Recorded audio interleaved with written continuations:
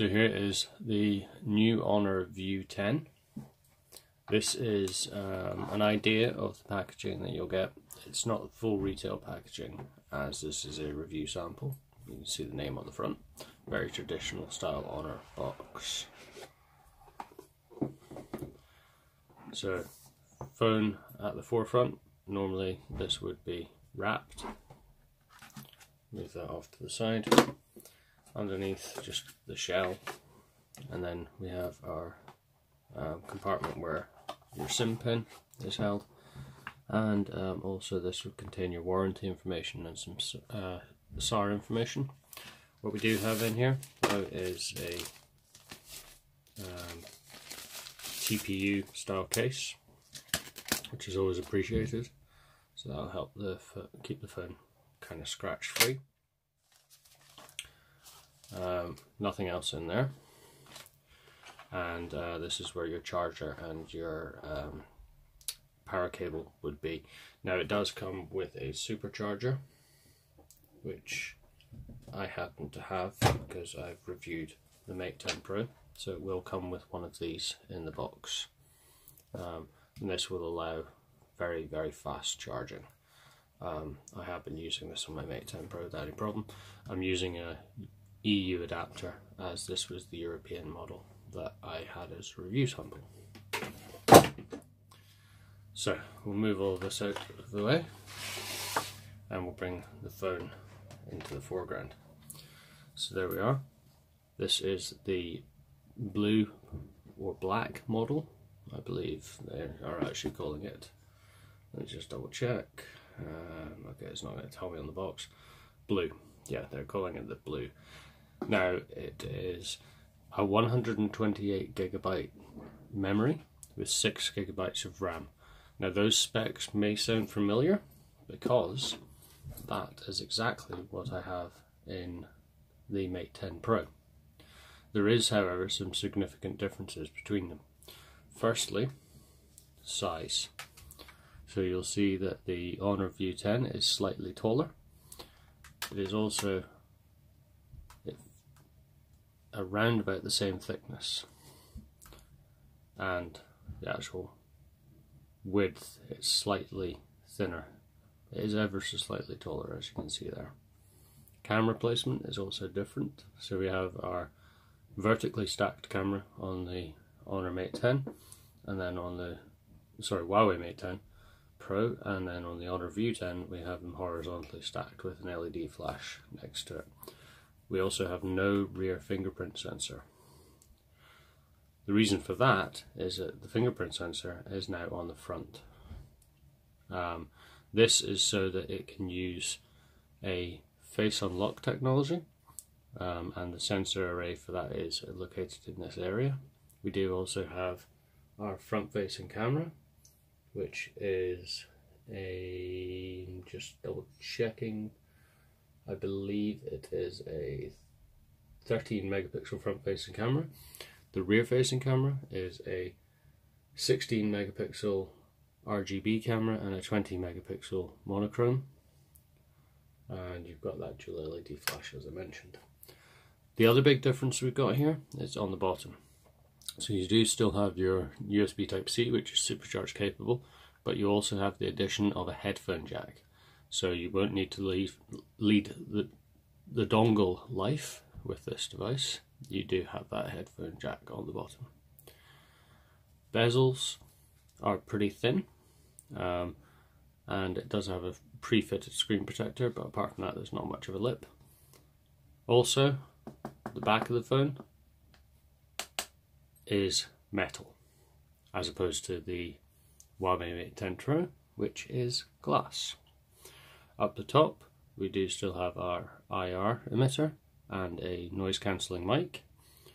Around the side we've got our volume up and down and our power button. The power button, very similar to the Honor 7X that I looked at the other day, does have some texture to it, so it makes it easier to find. On the other side we have our SIM slot. Now this is the dual SIM variant, so it has the capability of having two 4G SIMs, both that will work on 4G, and support VoLTE on both SIM cards.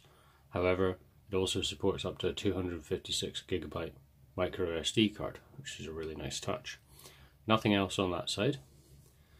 On the back, you can just see them if I get the light right. There is antenna bands, top and also bottom. Apart from that, it's a really nice, well-designed phone. Now, the button at the front is actually not a physical button. It doesn't depress, but it is just being used for your fingerprint reader. So we'll just get it booted up. Nice big Honor logo, and that lets you appreciate the sizes of the bezels really nicely there. Now, as a comparison, just to give you an idea, I'm going to load up my Mate 10 Pro at the same time, and you can see the actual screen real estates. So you're not actually losing that much.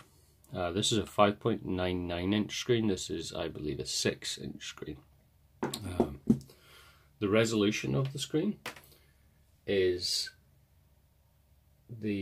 I believe it is the same resolution, as they are both 18:9 aspect ratio. Bear with me a moment, I will just confirm that. It's what Honor / Huawei call their full view display. They are both running Android 8.0 with the EMUI 8.0 skin over the top. And I don't have the figures for the resolution to hand at the moment, so apologies about that. They both support that supercharge, as I mentioned earlier. Yeah, no resolution details to hand. However, I will put them in the attached article. So I'm just going to pause this video here while I breeze through the setup. So if you bear with me a moment, I'll be back shortly. So that's us back. That's the device fully set up now. As you can see, very, very familiar Honor and Huawei skin. You can change this if you decide you want a app drawer, just by pinching in on the screen and then going into settings. Sorry, forgive me, it is actually in a different area. So I just navigate into that by going into the main settings and then into display, home screen style, and you've got the ability to set it up with an app drawer, which I personally prefer, so that's how I would probably have it.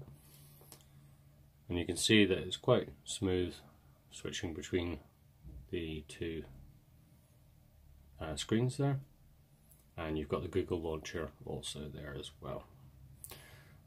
And then your app drawer is a vertically stacked app drawer, very similar to what we've seen on the Mate 10 Pro. So that is a brief overview of the Honor View 10 and an unboxing. I have had some brief hands-on with this at the press event down in London a few weeks ago, and I'm looking forward to getting stuck into the full review of this, particularly seeing how these cameras compare with the Huawei Mate 10 Pro, its sister, I suppose you could say. One thing I have been really impressed with the Mate 10 Pro is the cameras, as I've mentioned, but also the speed of the fingerprint reader and the general speed of the phone. So I'm hoping that with the same specs in here, it will be very, very similar. I'll just do a quick test on the fingerprint reader now. And as you can see, pretty much instant as soon as I put my finger on the fingerprint reader there. So I'm also going to have a play with the face unlock option as well. I haven't set that up yet, but it promises to be pretty good.